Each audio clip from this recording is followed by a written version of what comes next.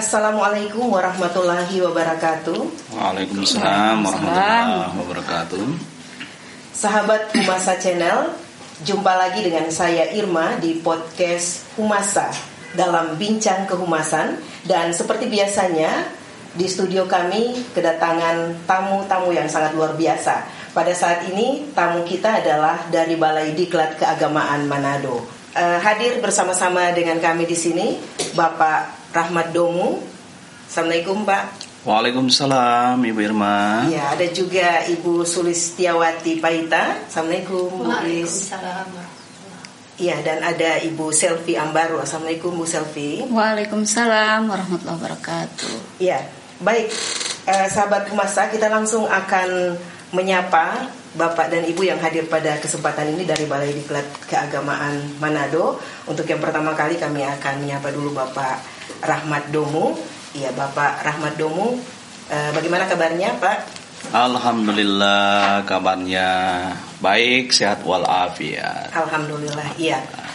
Bisa Bapak memperkenalkan diri terlebih dahulu, biografi Bapak secara singkat kepada sahabat Humasa Channel? Ya, baik, sahabat saya yang baik, bersyukur kita bisa bertemu di studio ini yang luar biasa. Saya memperkenalkan diri, nama saya Rahmat Domu. Saya bertugas menjadi WD Suara di Balai Diklat Keagamaan Manado. Sekarang menjabat selaku WD Suara Ahli Media. Dan kebetulan momen ini momen penting dan secara aspek yang kami bisa kaji bahwa kedatangan kami ini juga sebagai bahan perbandingan di mana Balai Diklat Pelatihan Keagamaan Manado sangat membutuhkan sarana prasarana studio yang seperti ini, yang bersyukur di YIN sudah representatif dan sangat baik. Ini saja mungkin perkenalan saya. Iya, baik. Sudah berapa lama Pak Rahmat di Balai Diklat Keagamaan Manado? Alhamdulillah sekarang sudah sekitar 14 tahun menjadi aparatur sipil negara dan menjabat WD Suara di Balai Diklat Keagamaan Manado. Berapa lama? 14 tahun ya. Sudah cukup lama ya. Sudah cukup Pak lama Rahmat. juga. Ya. Pak Rahmat umurnya sekarang berapa Pak Rahmat? Sekarang umur saya sudah 45 tahun. 45 tahun. Ya. Masih muda ya Pak Rahmat? Alhamdulillah sudah tua juga kalau 45 tahun itu. Iya. Kalau Widya Iswara di Balai Diklat Keagamaan itu ada klasifikasinya, misalnya yang untuk tenaga administrasi misalnya apa istilahnya? Ya, gitu. Oke. Untuk WD Suara Balai Diklat Keagamaan Manado itu dia punya jenjang ya. Jenjang yang dimaksud itu jabatannya. Jadi di Balai Diklat Keagamaan Manado ada WD Suara Ahli pertama, itu golongannya 3A, 3B sampai 3C. Baru WD Suara Ahli Muda, yaitu golongannya 3C, 3D. WD Suara Ahli Media itu berada di golongan 4A sampai 4C. Dan ada WD Suara Ahli Utama, itu golongannya kepangkatannya yakni 4D sampai 4E. Sekarang di Balai Diklat Keagamaan Manado itu hampir semua kita berjumlah sekitar 20 ya Bolis ya. 20 WD Suara, jenjang kepangkatan dan jabatannya itu umumnya berada di jenjang WD Suara Ahli Muda, dan beberapa orang yang senior kita ini persiapan untuk WD Suara Ahli Media yang insya Allah bisa orasi ilmiah di tahun ini dan menduduki jabatan ahli utama. Ya, gitu ya. Iya. Oke. Kita ke Bu Lilis dulu. Ya, Bu Lilis bisa memperkenalkan diri terlebih dahulu sebelum kita akan berbincang-bincang lagi lebih jauh. Ya. Baik, terima kasih. Nama saya Sulistiawati Paita. Saya WD Suara Ahli Muda di Balai Diklat Keagamaan Manado. Terangkat sebagai CPNS mulai dari tahun 2009. Berarti sudah sekitar 12 tahun ya. 12 tahun menjadi WD Suara di Balai Diklat Keagamaan Manado. Itu saja. Umurnya berapa tahun, Bu? Saya 38. 38. Oh, berarti adik dari Pak Rahmat. Iya. Iya, memang kelihatan masih sangat muda-muda ya di suara di Balai Diklat Keagamaan Manado ya. Iya. Kalau keseharian Bu Lilis di samping sebagai Widya Suara itu apa, Bu Lilis? Sebagai Widya Suara menjadi ibu rumah tangga. Oh, ibu rumah tangga. Nggak ada aktivitas lain selain misalnya organisasi kemasyarakatan gitu atau apa? Belum ada. Jadi fokus setelah kerja jadi ibu rumah tangga. Luar biasa ya. Iya. Setelah Ibu Lilis ada Ibu Selvi juga. Bisa memperkenalkan diri terlebih dahulu sebagai apa juga di Balai Diklat Keagamaan Manado, jabatannya. Kami persilakan Bu Selvi. Ya, Assalamualaikum warahmatullahi wabarakatuh. Waalaikumsalam warahmatullahi Saya wabarakatuh. Selvi Budiati Ambaru, biasa disapa Selvi. Saya alhamdulillah teman seperjuangan dengan Ibu Lilis. Kami terangkat tahun 2009 sama-sama, satu prajabatan juga, satu kamar juga. Dan jabatan saya, kalau Ibu Lilis ke di Suara, alhamdulillah saya dari 4 tahun yang lalu sebagai humas di Balai Diklat Keagamaan. Sama dengan saya kalau begitu ya. Sama. Kita seangkatan juga Kita dulu seangkatan. waktu kuliah ya. Iya. Selfie, ya. Alhamdulillah saya sudah beberapa tahun tidak ke sini bisa menginjakkan kaki di tempat alma mater saya. Jadi saya ini alumni IAIN, kita ya, satu luar biasa alumni. Iya. Baik. Pak Rahmat di Balai Diklat Keagamaan Manado itu kan seperti yang saya tanyakan tadi itu kan ada diklat apa istilahnya, diklat teknis gitu ya, atau ada lagi yang apa istilahnya itu? Ya. Diklat teknis dan apa yang untuk administrasi apa istilahnya, Pak?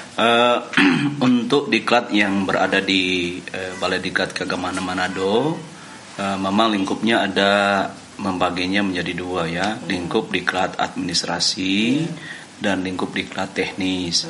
Dan di dalamnya ada bagian-bagian diklat yang ada. Jadi ada teknis keagamaan dan ada teknis administrasi. Kalau untuk administrasi sendiri biasanya ada secara teknisnya ada diklat kepemimpinan yang dulunya PIM berubah menjadi PKP dan PKA untuk eselon 3. Itu menjadi area diklat area diklat teknis. Di samping itu diklat pembentukan yang semula CPNS yang disebut dengan prajabatan berubah menjadi namanya diklat latsar.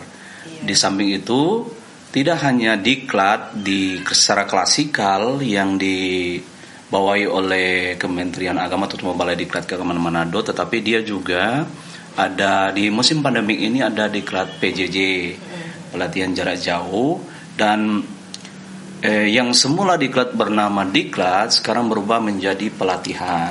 Jadi kita juga terjun ke daerah langsung dengan metode pelatihan yang sering kita sebut dulunya diklat di tempat kerja berubah menjadi pelatihan di wilayah kerja. Yang sekarang kita masuk ke kabupaten kota, di mana ini kalau di musim pandemi ini tetap kita memperhatikan mengutamakan protokol kesehatan dengan berinteraksi dan meminta izin pada Satgas Covid.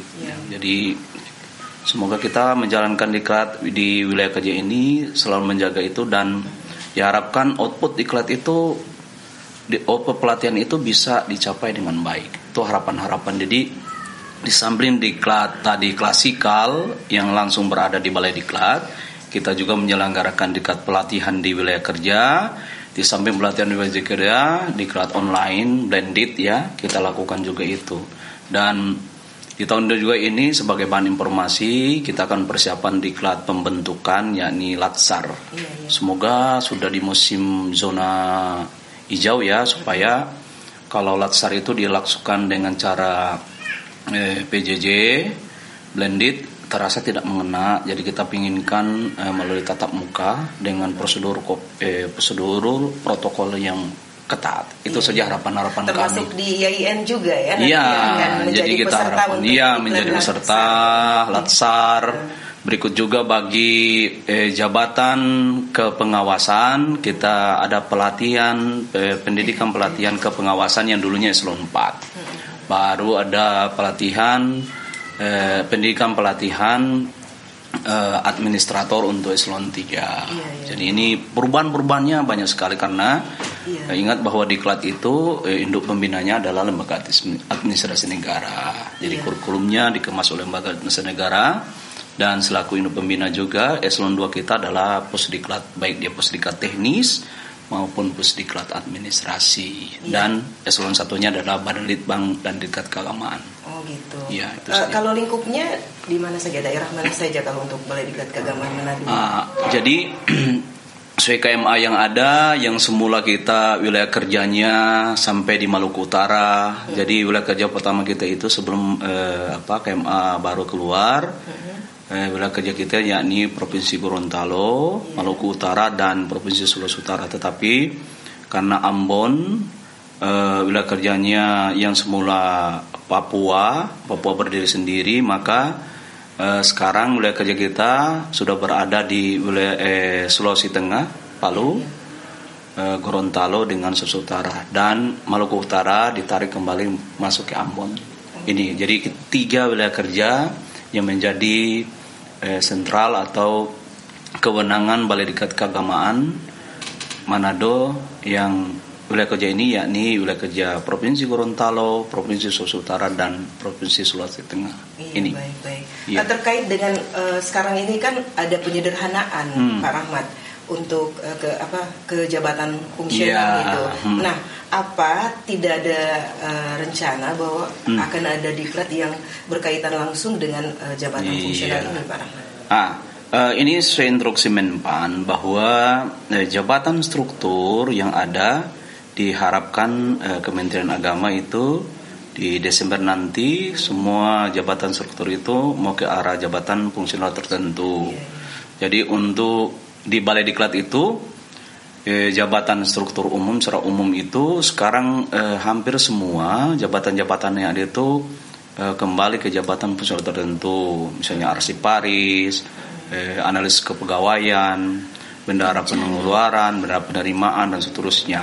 Maka dengan adanya perubahan seperti itu, kita di Balai Diklat juga harus tanggap. Jadi insya Allah di tahun ini juga sekitar 50-an diklat klasikal itu pastikan ada di dalam mengakomodir peralihan status tadi, yang semula jabatan struktur ke jabatan fungsional, misalnya diklat humas protokol, diklat kearsipan, diklat kepegawaian, analis kepegawaian, bendahara penerimaan pengeluaran, dan seterusnya. Karena memang amanat kita adalah jabatan yang semula jabatan struktur dengan adanya beralih fungsi ke jabatan fungsional tertentu, maka diklat harus mengakomodir itu. Iya. Kalau untuk diklat itu sendiri kan kita kan ada kerjasama dengan YN juga, Pak Rahmat. Nah, bisa ada bocoran untuk kita, Pak, di YN nanti akan ada diklat dalam waktu dekat ini atau? Iya. Jadi YN adalah mitra kita. YN adalah bagian yang tidak bisa dipisahkan dengan Balai Diklat karena wilayah kerja.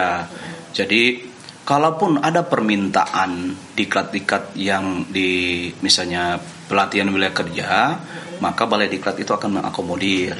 Tentunya apalagi kalau kita sudah melihat studio yang dibuat oleh YIN ini luar biasa, yang cocok bahkan pun untuk observasi lapangan cocoknya memang ada diklat humas keprotokolan, kehumasan yang observasinya langsung ke sini. Ya, langsung di studio ini. Insyaallah ini ekspor semua.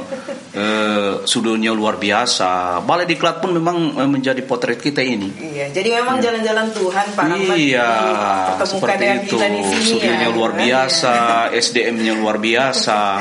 Maka kita akan ada hubungan kerjasama semacam MOU, dan kita memfasilitasi, memanfaatkan ini, studio ini yang luar biasa ini. Di samping itu, Ibu Irma menjadi tenaga expert di dalamnya, menjadi Widya Iswara, ya, pengajarnya yang tidak hanya di mulut saja, tetapi sudah memang teraplikasi melalui studio yang ada ini. Dan luar biasa ini, satu gebrakan YIN dan menjadi standar bahwa YIN itu is the best, ternyata. IAIN Gorontalo itu is the best. Karena tidak semua IAIN ini memiliki studi yang representatif seperti ini. Iya. Iya. Kita ke Ibu Lilis dulu. Ibu Lilis, 12 tahun lamanya Ibu Lilis menjadi Widya Iswara. Pastinya banyak suka dan dukanya ya Bu Lilis. Apalagi Ibu Lilis sebagai seorang ibu rumah tangga gitu kan. Nah, kita bisa dengarkan, sahabat Humasa Channel bisa dengarkan kira-kira suka duka singkat dari Bu Lilis sebagai Widya Iswara di Balai Diklat Keagamaan Manado. Baik, selama menjadi PNS di Balai Diklat Keagamaan Manado, tentu sukanya mungkin yang saya rasakan saat menjadi Widya Iswara itu, yang pertama saya bisa mengenal banyak orang, saya bisa sharing dengan para peserta diklat mengenai apa saja yang bisa saya ajarkan dan mereka ajarkan juga kepada saya tentu, karena semua ilmu kan bukan hanya datang dari saya sendiri, tapi juga dari teman-teman peserta diklat. Kemudian saya juga bisa ke daerah-daerah wilayah kerja di Balai Diklat Keagamaan Manado. Itu saja. Iya. Dukanya nggak ada ya? Dukanya ya pasti kalau ditinggal dinas begini yang teringat anak-anak. Itu ya, saja ya. Cuma itu saja. Kalau selebihnya saya sangat enjoy dengan pekerjaan saya. Yang intinya kita menikmati walaupun duka seperti apa, tapi kalau kita menikmati pekerjaan itu kan ya. Dengan Ibu Selvi dulu, Bu Selvi sebagai seorang alumni yang sekarang di Balai Diklat Keagamaan Manado ya. Ini alumni IAIN Sultan Amai Gorontalo. Sekarang ini sahabat Humasa mungkin banyak yang lagi menonton adik-adik kita yang baru lulus mungkin dari sekolah menengah umum ataupun madrasah aliyah.